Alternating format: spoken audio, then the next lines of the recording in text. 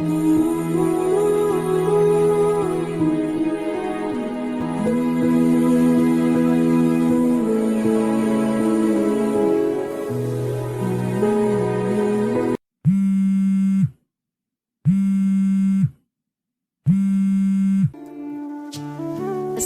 আলাইকুম। আশা করি সকলেই ভালো আছেন।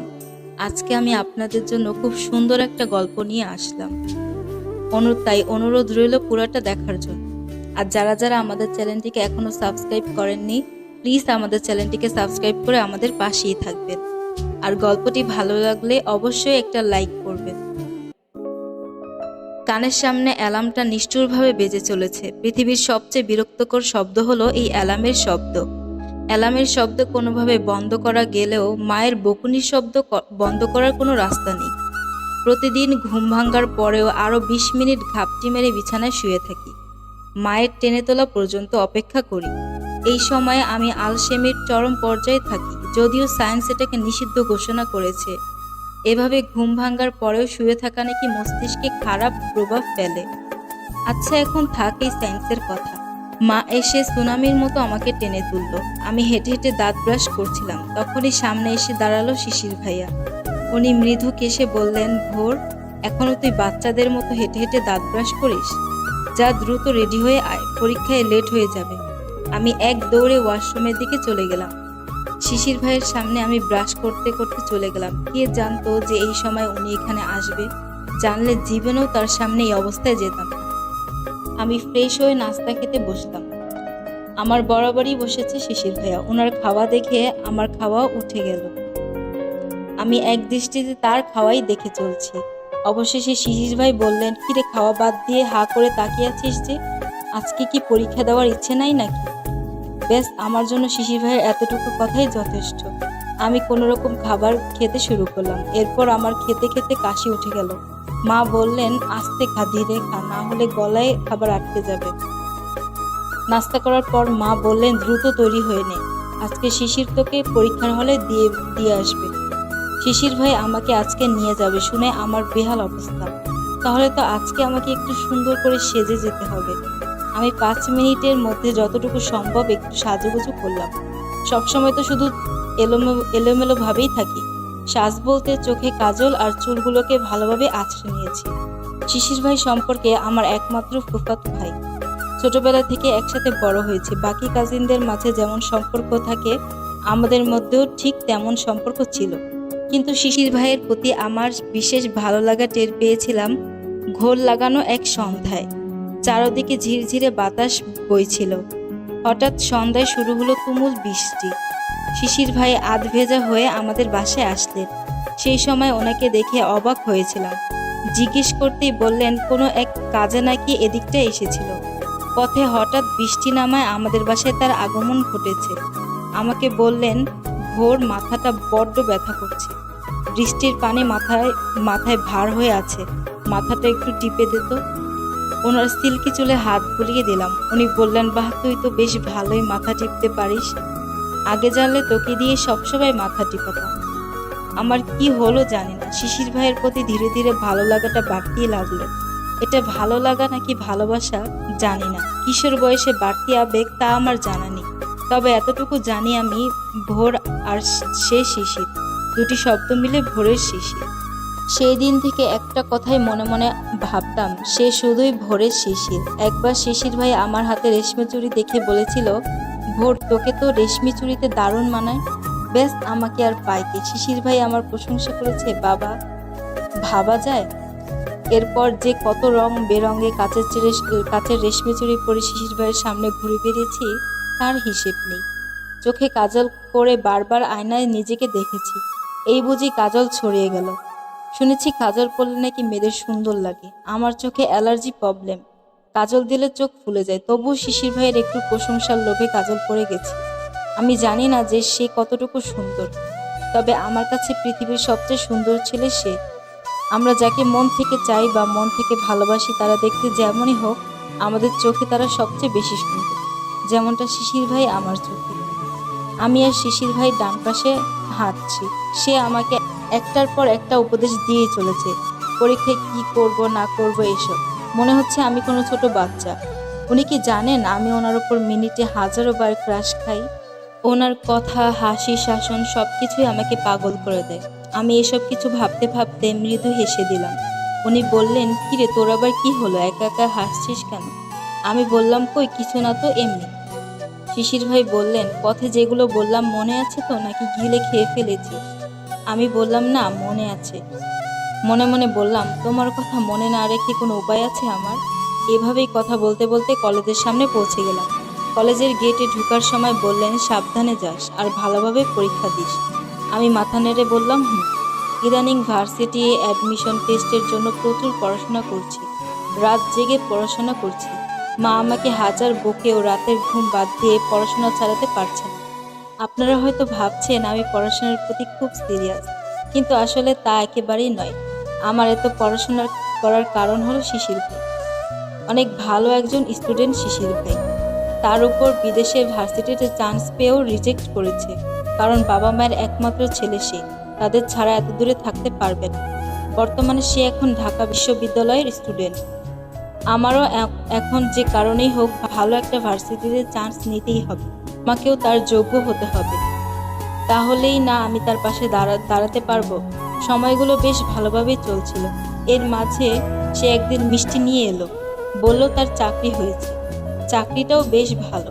সে নিজের হাতে আমাকে মিষ্টি খাওয়ালো। শিশির ভাই সবসময় সব কাজিনদের মাঝখানে আমাকে সবচেয়ে বেশি গুরুত্ব দেয়।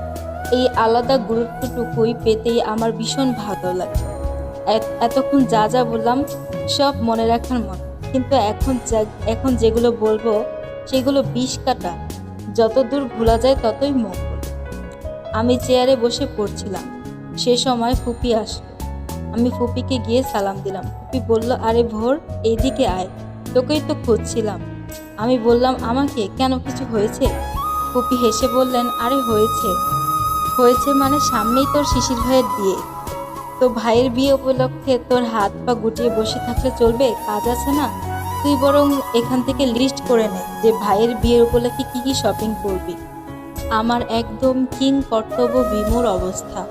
আমি মায়ের দিকে তাকিয়ে বললাম, কই আমাকে তো এর আগে কেউ এই সম্পর্কে কিছু জানায়নি।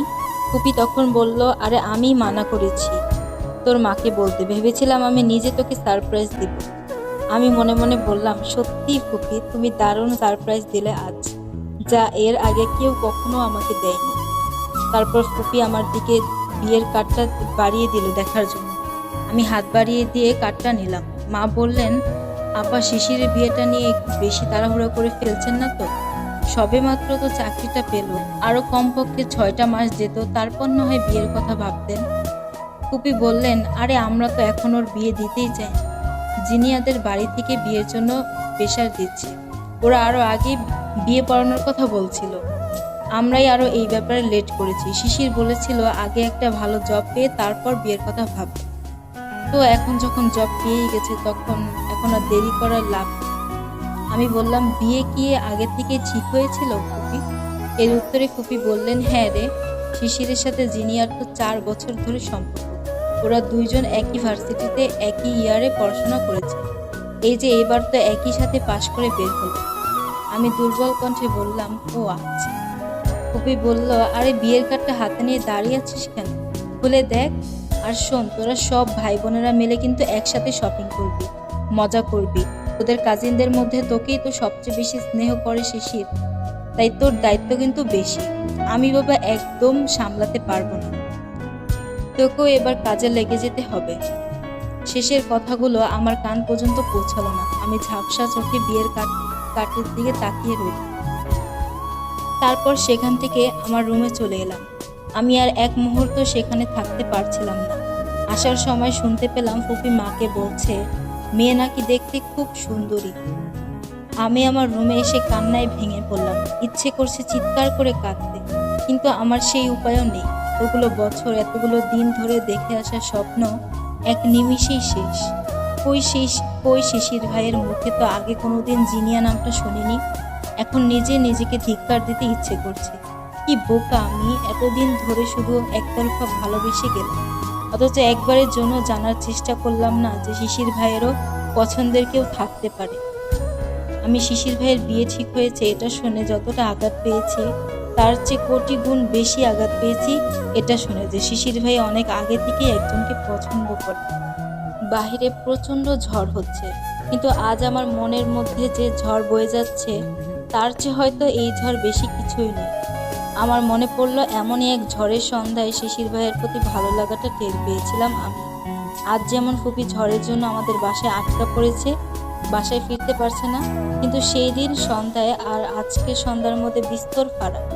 আমি ভেবেছিলাম ঢাকার মধ্যেই বিভিন্ন ভার্সিটিতে পরীক্ষা দিব, এর বাইরে আর দিব না। কিন্তু এখন নিজের সিদ্ধান্ত বদলে ফেললাম। কার জন্য দেশে থাকবো আমি? এতদিন আমার কাছে এটা ক্লিয়ার হলো যে শিশির ভাই কেন দেশের বাইরে পড়াশোনার জন্য সুযোগ পেয়েও যায়নি। কেউ কি তার ভালোবাসার মানুষকে ফেলে বিদেশে যায়? আমি শুধু দেশের বাইরে বিভিন্ন ভার্সিটিতে ভর্তির জন্য ট্রাই করতে থাকলাম।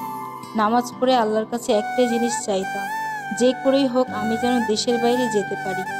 আমি প্রথমে আমার এই সিদ্ধান্ত মা বাবা কাউকে জানালাম না, কারণ তারাই সব জানলে কিছুতেই আমাকে যেতে দিবে না। অবশেষে মহান আল্লাহ তাআলা আমার কথা শুনলেন। কথায় আছে না, আল্লাহ মানুষকে সব দিক দিয়ে মরতে দেয় না, কিছু না কিছু মানুষের বাঁচার অবলম্বন হিসেবে থাকে। আমি কানাডার এক ভার্সিটিতে চান্স পেয়ে যাই। আমার আগে থেকেই পাসপোর্ট করা ছিল, আর যত দ্রুত সম্ভব ভিসাও রেডি করে ফেললাম। মা বাবা আমাকে কিছুতেই যেতে দিতে চাচ্ছিল না, আর দিবেই বা কী করে? বাবা মায়ের একমাত্র মেয়ে আমি। কোনোদিন এক রাতের জন্য বাবা মাকে ছেড়ে কোথাও যায়নি, কোথাও থাকিও নি। পরে আমার অনুরোধ বহু কষ্টে আমার সিদ্ধান্ত তারা রাজি হলেন। মা জিজ্ঞেস করলেন কবে দেশে ফিরবে। আমি মুখে বললাম খুব শীঘ্রই, কিন্তু আমি মনে মনে ঠিক করলাম একবার যেতে পারলে আর কখনো ফিরবো কিনা জানি না। আজ শিশির ভাইয়ের গায়ে হলুদ, আর আগামীকাল বিয়ে, আর আজই আমি চলে যাচ্ছি কানাডায়। আমি বাবা মায়ের সাথে এয়ারপোর্টে এসেছি। আমাকে বিদায় দেওয়ার সময় মা ভীষণ কান্না করছিল, এমনকি বাবার চোখেও জল। হয়তো তাদের আদরের মেয়েকে এভাবে বিদায় দিতে হবে তা কখনোই ভাবেনি, অথচ আজ আমার চোখে এক ফোঁটা জলও নেই। এমন নয় যে আমার কষ্ট হচ্ছে না, এই প্রথমবারের মতো বাবা মাকে ছেড়ে এত দূরে পাড়ি জমাচ্ছি, কিন্তু এখন আমার অনুভূতিটুকুও যেন মারা গেছে। আমি বাবা মায়ের থেকে বিদায় নিয়ে চলে যাচ্ছিলাম। ওই সময় ডাক আসে ভোর, সেই চিরচেনা কণ্ঠস্বর। হ্যাঁ, এই কণ্ঠস্বর আমার ভীষণ চেনা। আমি নিজেকে সামনে এগিয়ে নিতে চাইছিলাম, কিন্তু সেই মুহূর্তে থেকে থেমে গেল আমার পা। থমকে গেলাম আমি। এই মানুষটির ডাক যে আমি কখনোই প্রত্যাখ্যান করতে পারি না। আমি পিছনে ফিরলাম। শিশির ভাই আমার দিকে এগিয়ে এলেন, বললেন কেন চলে যাচ্ছিস তুই? আর যাচ্ছিস যখন একটা বার জানালিও না, আমরা কি কেউ নেই তোর? আমি মনে মনে বললাম, আসলেই কি তুমি আমার বিশেষ কেউ শিশির ভাই? মনে তো হয় না, একদিন ছিলে হয়তো, কিন্তু আজ তুমি আমার কেউ না। আজ তুমি শুধু আমার কাছে, এর বাইরে আর কিছু না। আমি মায়ের দিকে একবার তাকালাম। এর অর্থ হচ্ছে আমি আমার মাকে মানা করেছিলাম যেন কোনো আত্মীয় স্বজন কাউকে না জানায় আমার কানাডা যাওয়ার কথা। তবুও কেন শিশির ভাইকে এই খবরটা জানালো মা? কিছু বলল না মা। শিশির ভাই বলল, মামির দিকে তাকিয়ে লাভ নেই। আমি বারবার তোর খোঁজ করছিলাম, কেন তুই আজ অনুষ্ঠানে এলি না? পরে মামামির কাছে জানতে পারলাম যে তুই দেশের বাইরে চলে যাচ্ছিস। আমি এই খবর শুনে আর এক মুহূর্ত দেরি করলাম না, ছুটে চলে এসেছি। শিশির ভাই আমার হাত দুটো ধরে অভিযোগের সুরে বললেন, কেন করলি এমন? নিজে থেকে তো জানতে দিলি না, উল্টে মামিকেও মানা করে দিলি যেন আমাদেরকে কিছু না জানায়। শিশির ভাই প্রথমবার এইভাবে আমার হাত ধরলো। অন্য কোনো দিন হলে হয়তো আমার পুরো শরীরে বিদ্যুৎ ফেলে যেত, কিন্তু আজ আমার মনে এরকম কোনো অনুভূতিই নেই। শিশির ভাই এবারও বললেন, দেশে কি কোনো ভার্সিটি ছিল না যে তোকে পড়ার জন্য দেশ ছাড়তে হলো? আমিও তো এর আগে বাইরে পড়াশোনার সুযোগ পেয়েছিলাম। আমি কি দেশ ছেড়েছিলাম? আমার এই উত্তর বলতে ইচ্ছে করছিল যে তোমার একদিন এদেশে না ছাড়ার কারণ ছিল তোমার ভালোবাসা, কারণ তোমার ভালোবাসা তোমার কাছেই ছিল, তাই তুমি দেশ ছাড়তে পারোনি। কিন্তু আমার বেলায় ঘটেছে এর উল্টো। আমি আমার ভালোবাসার মানুষকে অন্য কারোর হতে দেখে বিদেশে পাড়ি জমাচ্ছি। এই এত সব অভিযোগ করার ইচ্ছে থাকলেও মুখে কিছু বললাম না। আমি আলতোভাবে আমার হাতটা ছাড়িয়ে নিয়ে বললাম, আমার ফ্লাইটে দেরি হয়ে যাচ্ছে, আমাকে যেতে হবে, ভালো থেকো। আর তোমার বিয়ের উপহারটা আমি মায়ের কাছে দিয়ে দিয়েছিলাম, ভেবেছিলাম তোমার সাথে দেখা হবে না, তাই মাকে বলেছিলাম তোমাকে যেন গিফটটা দিয়ে দেয়। এখন যখন তুমি নিজেই আমার সামনে আছো, তখন তোমার হাতেই উপহারটা দিয়ে যাই।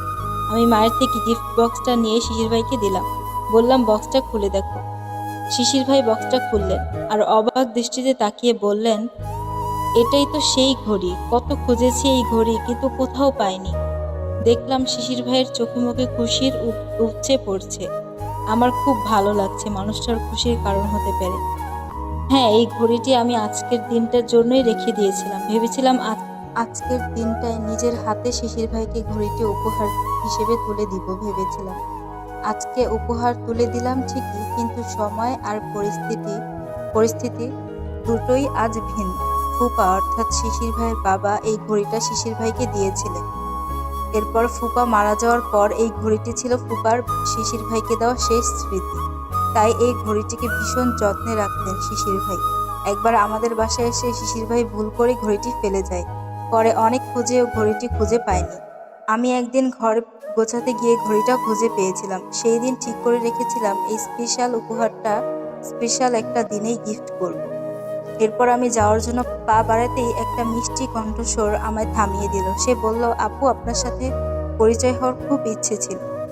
শিশিরের মুখে আপনার নাম অনেকবার শুনেছি, কিন্তু আজ যখন দেখা হলো আপনি আমাদের ফেলেই বিদেশে চলে যাচ্ছেন। আমি মেয়েটির দিকে তাকিয়ে ভালোভাবে লক্ষ্য করলাম। এতক্ষণ শিশির ভাইকে দেখে মেয়েটির দিকে খেয়ালই করিনি। মেয়েটি হলুদ শাড়ি আর ফুলের গয়না পরে আছে। এই শাড়ি আর ফুলগুলো ওর ফর্সা গায়ে দারুণ মানিয়েছে। মনে হচ্ছে এইসব সাজ পোশাক যেন এই মেয়েটার জন্যই পারফেক্ট। আমিও তো ভেবেছিলাম এরকম একদিন আমার জীবনেও আসবে। আমিও এই দিন হলুদ রাঙা সাজবো। একটা দীর্ঘ শ্বাস ফেললাম। মেয়েটি যেমন লম্বা তেমনই ফর্সা, আর হাসিটাও অমায়িক। আর সুন্দরী হবেই বা না কেন, শিশির ভাইয়ের পছন্দ বলে কথা। শিশির ভাইয়ের পছন্দ আবার খারাপ হতে পারে নাকি? মেয়েটির সাজ পোশাক দেখেই আমার আর বুঝতে বাকি রইল না যে এই মেয়েটির নামই জিনিয়া। আমি একবার জিনিয়া নামের মেয়েটির দিকে তাকিয়ে আরেকবার আমার নিজের দিকে তাকালাম। আমি একেবারে খাটো না হলেও মেয়েটির মতো এত লম্বাও নই। গায়ের রং উজ্জ্বল শ্যামলা। ঠিকই তো করেছে শিশির ভাই, এরকম একটা সুন্দরী মেয়ে থাকতে আমাকে কি তার কখনো মনে ধরবে? আমি মুচকি এসে বললাম, এই তো আপু, এখন পরিচয়টাও হয়ে গেল। ও সরি ভাবি। আর ভাবি, আপনি আমাকে প্লিজ আপনি বলবেন না, তুমি বলবেন। আমি আপনার চেয়ে বয়সে অনেক ছোট। জিনিয়া বলল, তুমি চলে যাচ্ছ শুনে আমরা দ্রুত চলে এসেছি। আমি বললাম, আমি সত্যি খুব সরি, আমার জন্য তোমাদের এত সুন্দর একটা অনুষ্ঠান ফেলে চলে আসতে আমার সত্যি খুব খারাপ লেগেছে। জিনিয়া নামের মেয়েটি বলল, আরে এসব তুমি কি বলছো?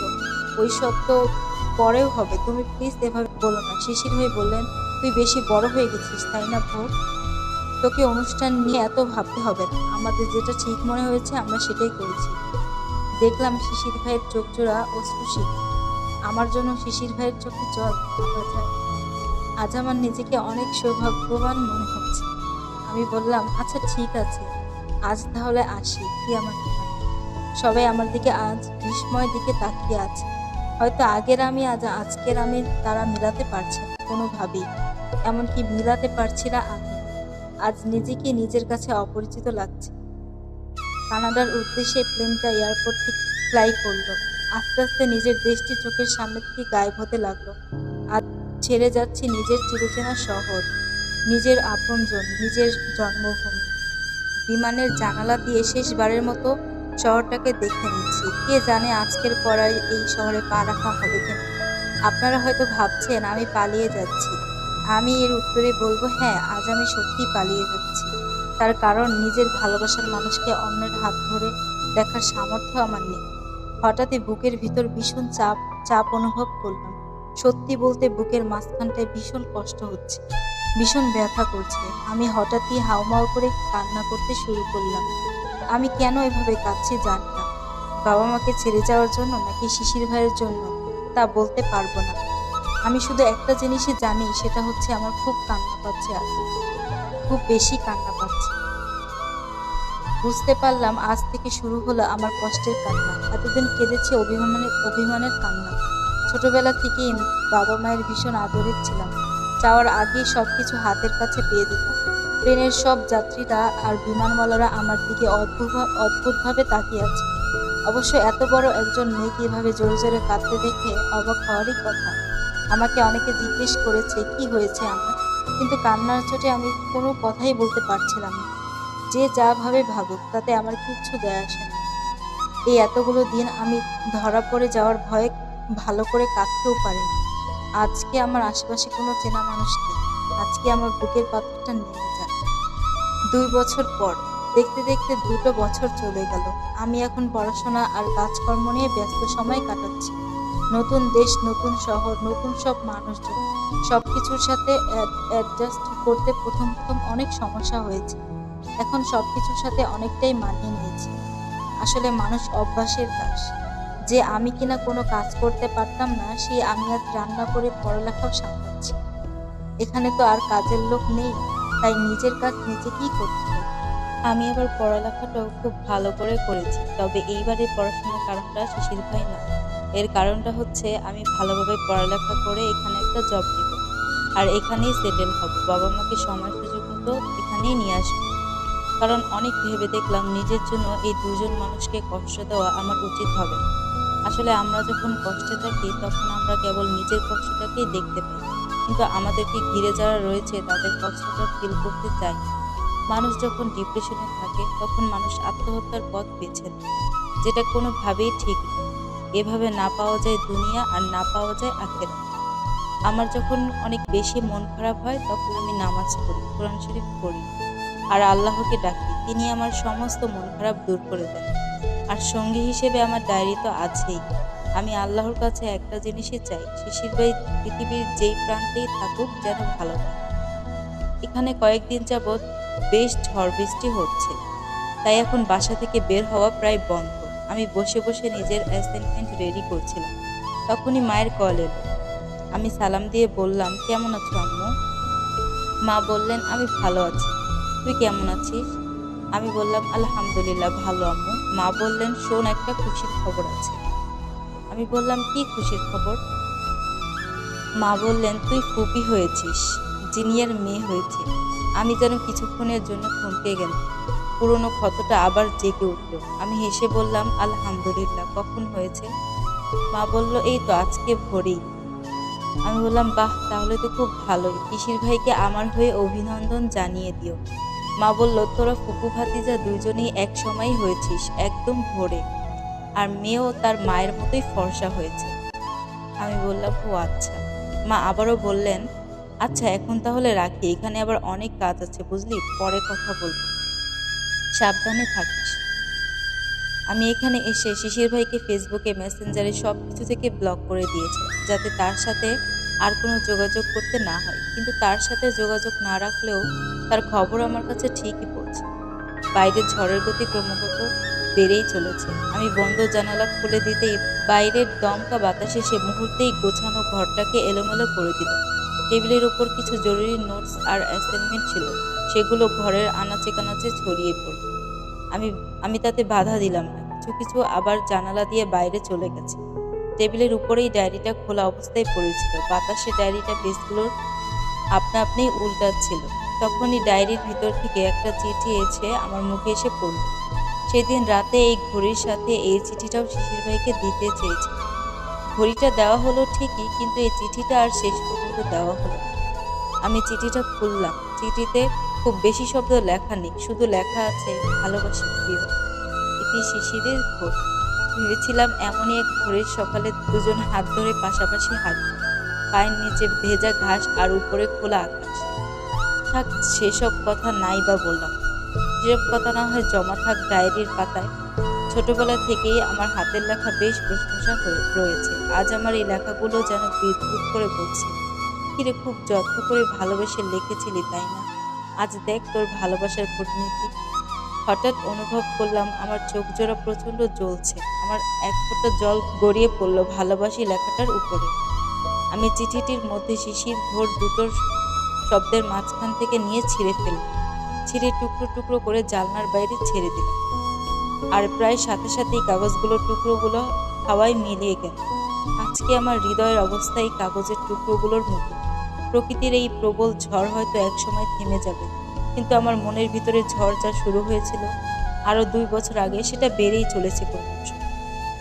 আমি ভেবেছিলাম সময়ের সাথে সাথে অতীতকে ভুলতে পারবো, কিন্তু আজ আমি বুঝতে পারছি আমরা আসলে সময়ের প্রয়োজনে নিজেকে সবকিছুর সাথে মানিয়ে নিই বা কাজের মাঝে অতীত কিছুটা হলেও ভুলে থাকতে পারি, কিন্তু মুছে ফেলতে পারি না কখনো।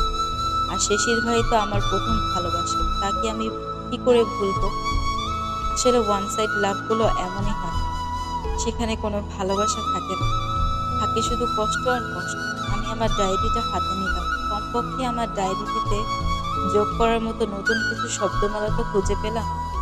ছোট ছোট কিছু কাগজের টুকরো, জমে থাকা কিছু স্বপ্ন, অব্যক্ত কিছু কথা, মিশে গেছে অতীত গভীর। আজকে এতটুকুই তো। আপনারা জানাবেন অবশ্যই যে আমাদের এই গল্পটি কেমন লাগে। ভালো লাগলে অবশ্যই একটা লাইক করবেন আর কমেন্ট করে অবশ্যই জানাবেন। আজকের মতো এখানেই বিদায় নিচ্ছি। আল্লাহ হাফেজ।